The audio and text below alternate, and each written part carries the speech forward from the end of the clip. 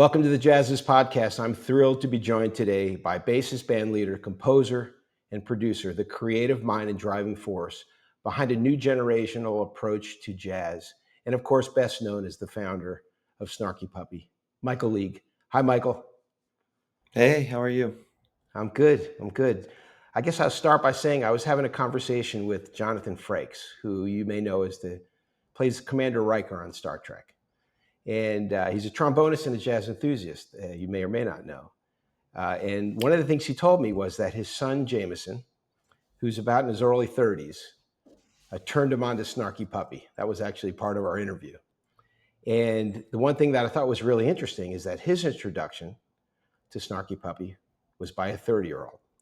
So one of the things that I wanted to ask you, because I find it fascinating in the music, the ecosystem that you've created, is there, in your mind, a defining attribute or unique value proposition, not to sound too businessy, that helps Snarky reach audiences outside of the traditional jazz camp?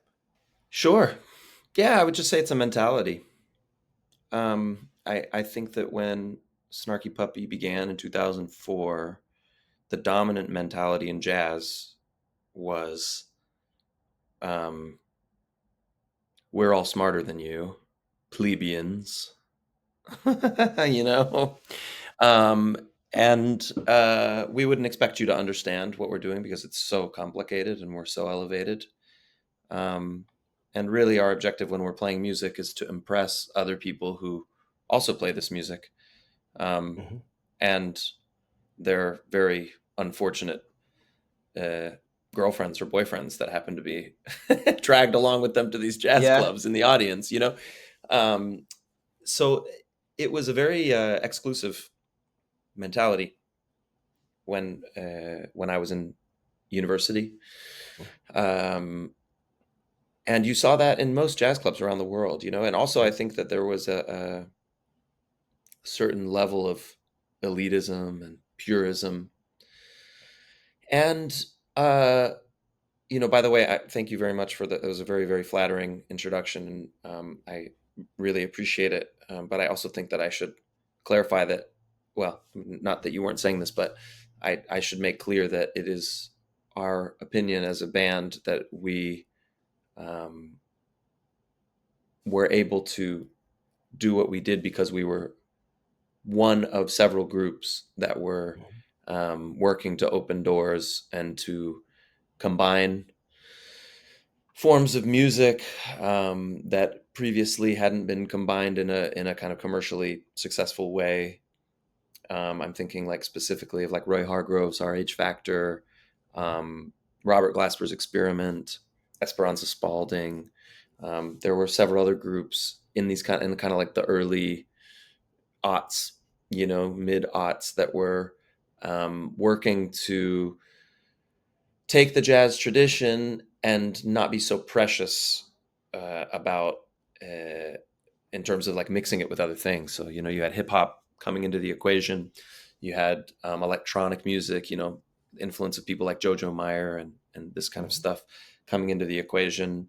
And so while Snarky Puppy, I think um, for sure we helped open a lot of doors, as did these other artists. I think we opened doors in like a specific part of the house, and I think Robert and Esperanza and artists like that were opening doors in like another part of different other parts of the house.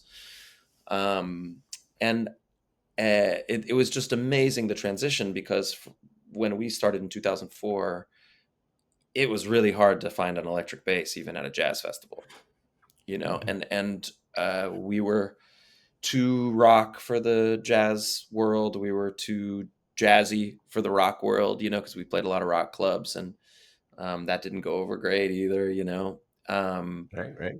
and it was kind of one of these things, just to put it into context, because maybe a lot of people who are going to listen to this were born, after me and don't remember the fact that like in 2002, if you played a tune with the snare on 2 and 4, you were kind of a sellout, Mm-hmm. or you just weren't deep enough. It's like, oh, he can't swing, she can't swing, so they're playing that simple stuff. Like I said, very elitist mentality in the jazz world. Sure. And now the irony is that if you call yourself a jazz drummer and you don't have a good pocket and you can't play hip hop or funk Right. or play 2 and 4 well, you're not considered a legitimate jazz musician, you know? So it's like it really did a huge 180. And I think it's a beautiful thing that you have, you know, all of these artists that have kind of don't give a second thought to integration of diverse musical styles, you know, and that like the jazz tradition, which of course, even when we're saying jazz, that's a very controversial word. Sure. And we could go into that another time for a very extended period of time, but like, you know, let's just, for now, we'll call it the jazz tradition. That like, it's become totally commonplace to use that as your like base of vocabulary, musical vocabulary, but in no way think of it as something that's creating barriers. It's just kind of an element that's, you know, involved in your music. And I think people are much more, feel much more free to include things that previously weren't considered to be part of the jazz tradition in their music. And it's still kind of jazz adjacent in a sense. Wow. So what I found fascinating when I first was introduced to you years back is that I didn't come from jazz. I like the Beatles, and then I got into progressive rock, and then fusion, Chick Corea's Return to Forever. And so fusion for me was not only my introduction, it's always been my base. And I found that an interesting sort of analogy in the growth, development, the maturation, the evolution of Snarky Puppy. In that fusion, in some ways, again, that's the bad, like the four-letter word jazz. That's a word that we tend to tread on lightly. But fusion becomes an interesting aspect to music that is considered very forward-thinking, because when we look at albums and when I listen to your music that comes to mind that turned me into a more of a jazzer is like Jaco Pastorius's Word of Mouth. And that bridge, if you would, you create that bridge. When we launched JAZZIZ in 1983, we put out a campaign that said, jazz people help keep jazz small. And we caught a lot of crap for that, as you can imagine. But that elitist mentality is something we tried to break. You've done it musically, which I find really fascinating, because instead of saying, this is really great, you should listen to it, it's sort of like, just sit here and take it in, and you let us know whether it turned you into a kind of music that you weren't listening to before. The last thing I'll say about it, which I find fascinating that you just said, is the audience. The guy, and this is very, I guess I shouldn't say this, but mostly, especially when I was listening to serious music, it was usually the guy dragging the girlfriend or the wife to the show, and they were a reluctant attendee. But when there's certain kind of music, whether it's Snarky Puppy or the Pat Metheny group, one of the things I've told Pat is I used to love to not look at the band, to look at the audience and watch the faces of the women, if you would, who, or even the guy who maybe the woman dragged the guy there, and just being mesmerized by what was the senses and what they were taking in. And I see that with what you do, but you do it in a very unique way. The other thing I was going to mention is that there was a person who once said that the thing that made the magic of Steely Dan is they played jazz, but they never played too much jazz. But one of the things I find about, and I'd love to hear your take about what you do, is there are some very intense parts of your structure, your orchestration, your composition. And then, like you said, it's not like you just want to have fun, but you're in that groove, and that's bringing people in, and then they're checking out much more sophisticated things in your music that they may not have ordinarily been attracted to, but now you've kind of brought them into what you call your ecosystem. When did you come up with, when was the aha moment, whether it was the development of Snarky Puppy, the early days of Snarky Puppy, where you said, this is the way that we're going to not cram the music down people's throat. We're going to they're going to want it. They're going to come in.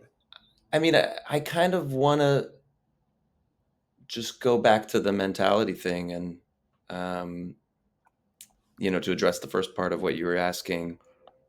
You're talking about how to keep people's attention, while trying to play things that are intricate or complex. And I just think, again, it's mentality. It's like when I'm composing music, I think when the majority of the people in my band are composing music, the objective is not to impress impressiveness upon the audience. Mm-hmm. You know what I mean? Like, that's not Mm-hmm. the intention when writing. It's not the intention when performing. When we get on stage, I don't think anyone in my band's uh, and anyone in my band goes on stage with the mindset of, let me make sure everybody in the audience knows what I'm capable of. I don't think anybody, I think we're all going on stage with the idea of, let's make some things that sound nice and that we enjoy listening to.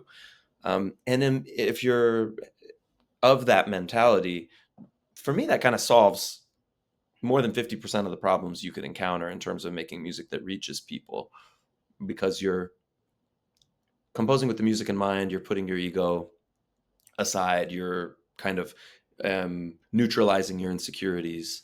And it's really just all about the things that you play. So when I'm composing, my primary concern is writing something that sounds nice and that moves me, you know?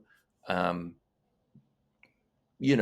hopefully I have a level of musicality that's high enough to be able to do that while contributing things that are deep or subtle or intricate or meaningful. But the objective is not to demonstrate what I'm capable of in terms of uh, like musical impressiveness. You know what I mean? So I think that really the objective is just writing things that sound nice and performing them in a way that does them justice and that brings kind of joy to the ritual of making music. And I think that's the thing that people are in tune with, and why the unwitting, boyfriend or girlfriend who's been dragged to the show is capable of enjoying something that they normally don't really listen to aesthetically, and even if they're not really understanding it on a like a musically uh, deep level, that I that's not an objective of ours. You know what I mean? I just Mm-hmm. want I mean, really, even I want everyone to have a good time, but that's also not our objective. Our objective is Mm-hmm. to go on stage and play music in a way that's meaningful to us, to do something that we care about and believe in an authentic and honest way. And I believe that if that is taken care of on the stage, the odds of people liking it in the audience are much higher. Um, so yeah, I would say that the enjoyment factor, like the visceral enjoyment factor, is number one. And any kind of artistic complexity, that's supposed to be something that you can tune into if your radio goes to that frequency, and if it doesn't, it's also not necessary. Mm-hmm. And I met Pat Metheny actually, for the first time in person a month ago, and we had this really beautiful, like 3-hour conversation in a hotel lobby in the middle of the night. Um, and he was really talking about the importance of melody.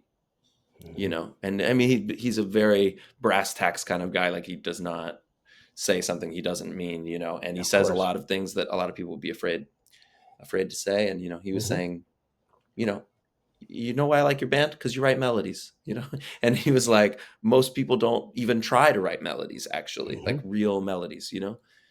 And I think that that's one of the reasons why Pat has had such a rich career, is because, as impressive as he is as an improviser, and as, high of a musical level as he has, it's really like he just writes really amazing melodies, Beautiful and I songs. think Absolutely.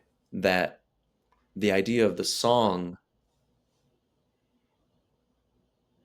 sorry, No, you're fine. you just cut out there. I didn't hear you. Can you? Are you on? Good. You Okay. good? Yeah. I think that the idea, Yeah. No, it's fine. That I think you can create a direct relationship between the lack of popularity of what we'll call jazz-based music, from the kind of like mid 80s to 2012, 13. You can create a direct relationship um, between this period of kind of invisibility in the public eye of jazz, and uh, how song focused it was, Mhm. or how little it was focused on songs. And I think that now, for the first time in my life, jazz is cool again, Mhm. and you have people who look amazing, people who are stylish, people who are young, playing and listening to the music. Now it's a whole scene. It's like very in vogue now, actually, to like Mhm. jazz is cool. It's not just like nerdy stuff for, pompous uh, elitists. And I think you can just draw a direct correlation between like now people are writing songs. You know what I mean? Like, I'm not saying that Mhm. no one wrote songs from 1986 to 2013, but like there's really, the song is present in a way that it wasn't present then, and I don't think that's a coincidence. I think that correlation holds water, and it's exciting to be in a moment in which people are really composing, and not just relying on their improvisational excellence to impress audiences, because that has its limits.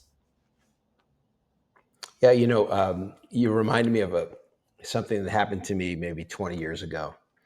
A nanny was taking care of my kids. I walked into the house and I turned on a DVD of probably some of the greatest musicians on earth. It was, I think, Peter Erskine, Michael Brecker. Uh, I can't remember the rest of the band now, but it was a DVD. It wasn't Steps, but it was kind of like a quasi Steps Ahead Mm. band. And I was watching it and just mesmerized by the musicianship. And my nanny turned to me and said, "When are they going to start doing something?" Yeah. And that moment struck me as saying, "Okay, I get it." You see, that no matter how amazing those musicians were, maybe the best musicians on earth, Mm. something about it didn't bring her in. Hmm. Um, and something about your music does, which is why I follow you so closely, because I'm fascinated by it. And your new Well, album segue into it, unless you wanted to say something. mm, I do want to, just a quick thing, which is that, we're talking about songwriting, melody, composition, accessibility. Um, I, I I feel that it's very important to mention that so much of the band's energy and attitude and relationship with music is coming from, um, Black American culture, Black American music culture, but just also Black American culture. I mean, we have, you know, 6 members of the band who grew up in the church. And for those of us who didn't grow up in the church, a lot of us spent a lot of our lives playing in churches. I first started playing in Black churches when I was 15. Hmm. And when I was in Dallas, I spent 3 years basically only playing in, either in churches or in hip hop and R&B clubs with musicians from churches. And I think that you can't separate that from the way in which we relate to music, and vocabulary, spirit, energy, like that for me, like the spirit of making music in a Black church in Texas is like just like completely on the opposite side of the spectrum of the mentality of making music in a jazz conservatory. Hmm. Intentions, energy, level of joy, level of communication, they're like polar opposites. And most of the people in the band studied jazz in school, and so it was very important for us to get, a very healthy serving of that other thing, Hmm. of the energy and intention and spirit that you find in the Black American music community, in order to really give meaning to what we were doing. Mhm. You know what I mean? And I don't think you can separate the attitude and the energy and the intention that Snarky Puppy has from that of the church, even for those of us who didn't play in it when we were two. Mhm. And I think that that's important, and I feel that difference when we travel around the world and we see other bands who are doing like very interesting things, but the accent is very different because, yeah, maybe they grew up in Sweden or something and they heard records, but it's different from like really playing in churches for years. Um, and when you listen to the people in the band who really grew up with it, people like Bobby Sparks or Jason JT Mhm. Thomas or Jameson Ross or Nikki Glaspie, or, it's like you really, it's just different. It's different than growing up listening to records. You know what I mean? Yeah. So I think that right now, if you look at the musicians who are most kind of elevated in this scene, this jazz adjacent scene, or whatever you want to call it, probably half are white, Mhm. or non-black. Um, but and not but for that reason, I think it's important to make clear that all of us are actually coming from that thing. And it's fascinating to talk with people who don't think that they are, because they actually are without knowing that they are. I know D'Angelo passed away, Yeah. of course, last week, and I was a bit turned off by some major publications obituaries of him, basically saying like famed R&B singer who had like a pop moment in the spotlight with Untitled How Does It Feel, passes away, and it's like no. It's Missed it. he wasn't just an R&B singer. You know what I mean? This is Mhm. like, this is a guy who you do not play. You I don't even know if you play music in almost any like popular genre aside from like traditional musics from around the world. I don't know that you can play music in 2025 without being influenced by D'Angelo, even if you never heard a D'Angelo record. And I made a post about that, like saying like, whenever you go somewhere and you hear someone playing drums in this way, Mhm. it's because of D'Angelo. Absolutely. When you hear people singing in this way, it's because of D'Angelo. And maybe you don't even know that you're like following in a tradition that he evolved. But the fact that you don't know that doesn't mean that it's not true. Just being Yeah. ignorant to something doesn't make it not a fact. And I felt that a much better job could have been done by these publications to recognize him as the singular figure of of influence in Black American music over the last several decades. And so it's kind of the same. Like I said, when we travel and we hear bands playing in different, uh, you know, countries, that they're taking influence from this tradition that D'Angelo also came from, the Black American musical tradition, even if they think they're doing their own thing, which they can be inside of that. But I think it's important to acknowledge it, especially if you're not Black, you Yeah. know. Yeah. And I agree. I think that when people don't even know the connection, there was a secondary connection that got them there that was rooted in that.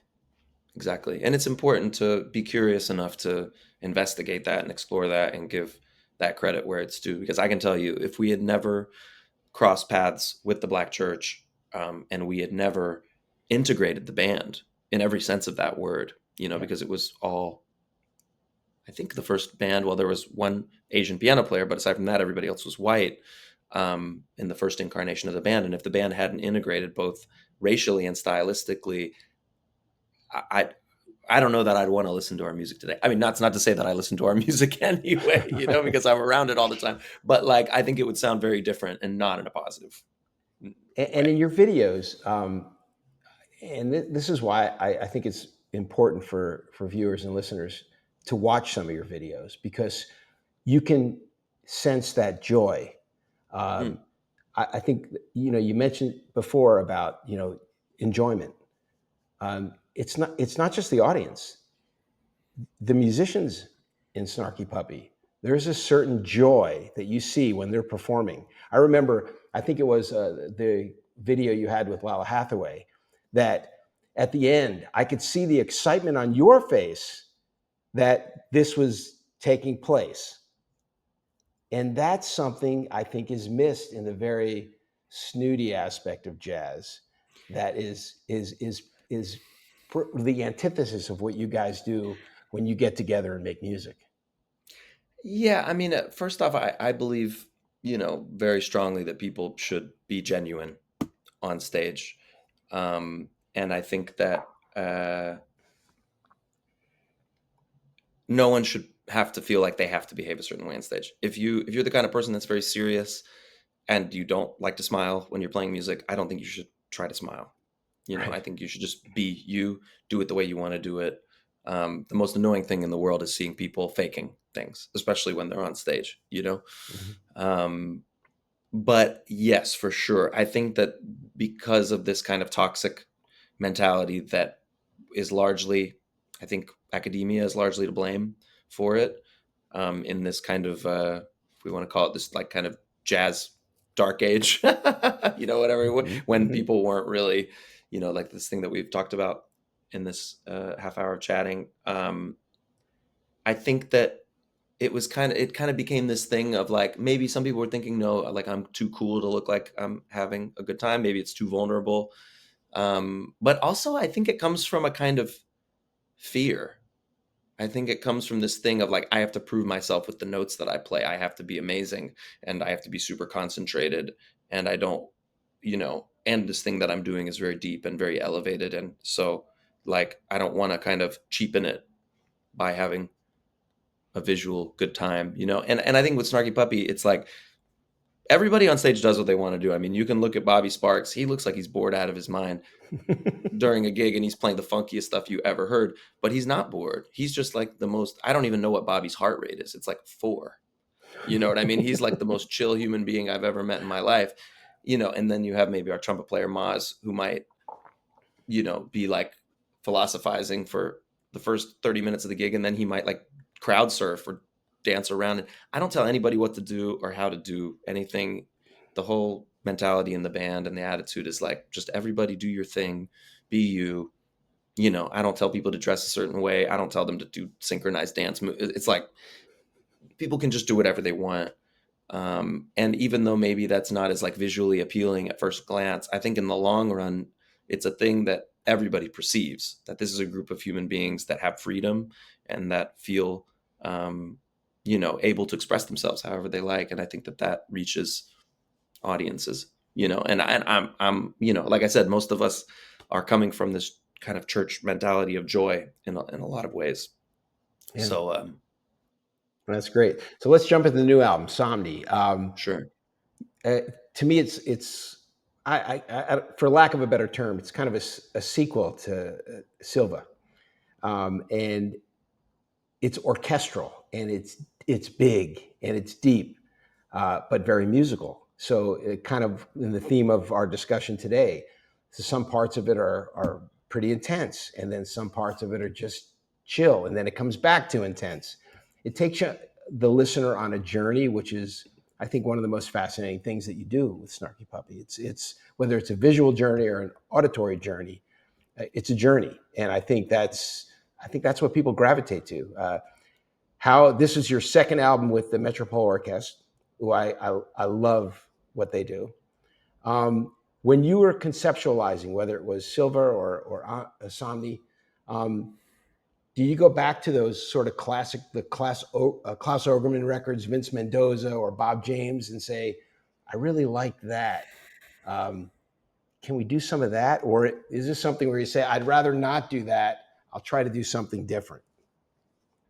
I think the driving force of this band over the 21 years has always been evolution and exploration. And um, while in certain instances, like with the recording of Somni, doing this in a format that we've done before, of the filmed kind of in studio thing with the audience with headphones, I think the rule is like, all right, if we're going to do something that we've done before, we have to do some things that we haven't done before inside of that.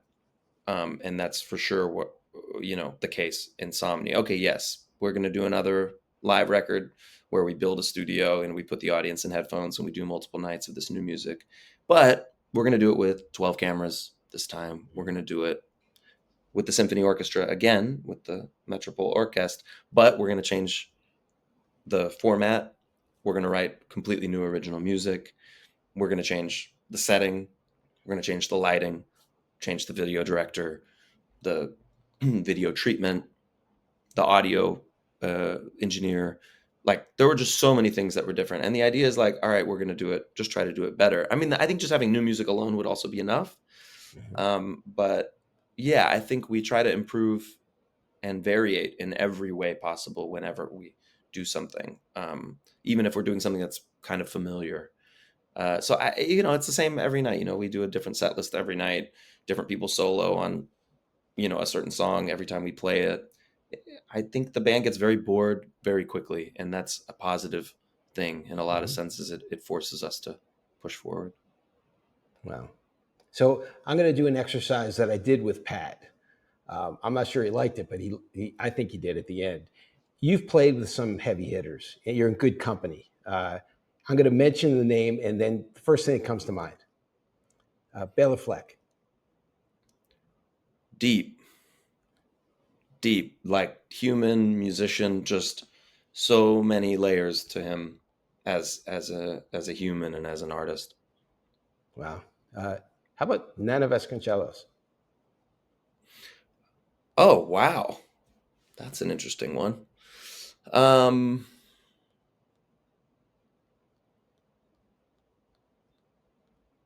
got you on that one. I don't know. I guess in a word, like roots. Yeah. Okay. You feel how deep the roots of that tree go. For sure. Salif Keita. Voice of God. Mm-hmm. Of course, I have to. I don't think you need to say. You don't have to say anything else. The voice of God. Yeah. I have to mention our beloved David Crosby. I think in a word, inspiration. This guy wrote more music and released more records in the last, between the ages of 72 and 81 than most artists release in their entire careers. I think he was a guy that he was a car that ran on musical inspiration and dished it out for sure. Corey Wong. Oh, Corey. I mean, there's a lot of stuff. There's a lot packed into Corey. There is, yeah. I mean, I feel like, like exuberance, I would say is the word that comes to mind. He's so expressive, super joyful. I really love how kind of like footloose he is. He just like throws himself into things with 100% confidence, and I think that's admirable in a moment when we're like so easily criticized. Mm-hmm. How about Jacob Collier? Yeah, I mean, limitless, I guess would be what I would say. He's like capable of going so far in any direction. It's kind of like, the sky's the limit in kind of every direction for him. Mm-hmm.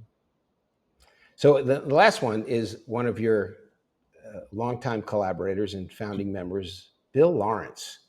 By the way, where I think it was "Where You Wish You Were," which I got to ask you about the title of that album, but absolutely gorgeous. I couldn't stop listening to that record. Thank you. Thanks. Yeah, I mean, I think Bill is a seeker. I think we're in Istanbul together. He's 3 floors above me right now, playing here tomorrow in Turkey. And, I think, we just went out for lunch and we went out last night.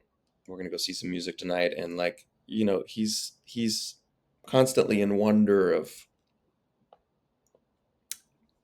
in a state of wonder about all of these things that are around us all the time, especially kind of like, he's especially drawn to like spiritual directions. I think he's always looking for something higher, and I think he's got a lot of curiosity, and he's always kind of trying to dig deeper and go for the, reach higher for the next thing. That's what makes him a really incredible person to hang out with and also to make music with. That's great. So, what next? What can we expect? Obviously, you have a new record out, Somni, which is really a beautiful record. What's on the horizon? Anything you want to share with us that is maybe taking you either evolution of Snarky Puppy or in a new direction? I'm really just trying to develop as a producer and songwriter. Um, the production side of things has gotten a lot better every year, since I started doing it. And this past year, I had the pleasure of, doing Youssou N'Dour's new record in my house, which was amazing, having all those incredible musicians coming through my place for a couple weeks. And finishing up a record with Los Muñequitos de Matanzas and Afro Cuba de Matanzas, like the two oldest existing rumba groups together, performing live that we recorded in Matanzas a couple years ago, and some really interesting little projects like a duo EP that I made with a great Catalan singer who lives in New York named Lau Noah, where we're both singing and playing and like very little overdubs and very very different direction, singing in Spanish, which is something I've never recorded, doing. And so just kind of like stretching out in different ways, especially as a producer and a writer. That's more and more appealing to me. Not that touring isn't, but after 20 years of touring, it's kind of like, ooh, at some point this has to slow down. And the other stuff is maybe a little more sustainable. So, I just talked with my good friend Fatoumata Diawara. We're going to do something together, do a record together, I think, in the next couple months. So just trying to stay learning and around people who are inspiring and most importantly, lovely to be around as humans. And if things stayed as they are now, I'd live another 800 years happily, hoping that nothing shakes up the music industry in threatens it in an existential way. That's another conversation, but I'm just kind of like holding out as long as I can here. Well, we want to keep listening and continue to be inspired by all the music you do. And thank you for that. And thank you for being here today. It was a great conversation. Great to have you, Michael. It was a pleasure. Thank you.